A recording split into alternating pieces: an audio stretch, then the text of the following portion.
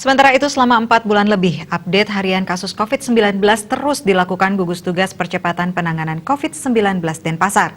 Namun dengan terbitnya Perpres nomor 82 tahun 2020 tentang Komite Penanganan COVID-19 dan Pemulihan Ekonomi Nasional, update tidak akan lagi dilakukan tiap hari. GTPP COVID-19 Denpasar, Dewa Gede Rai. Ia mengatakan pendataan kasus masih tetap dilakukan, hanya saja tidak ada update harian lagi. Data kasus ditampilkan di website.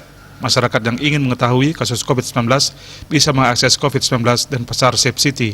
Ia juga menjelaskan dengan terbitnya Perpres akan terjadi perubahan nama GTPP menjadi Komite Penanganan COVID-19. Namun Denpasar masih belum melakukannya karena belum ada petunjuk teknis dan petunjuk pelaksana dari pusat. Dewa Rai menegaskan hingga saat ini pihaknya belum melakukan perubahan nama terkait dengan GTPP COVID-19 yang terbentuk berdasarkan keputusan pemerintah pusat yang sebelumnya bernama Satgas.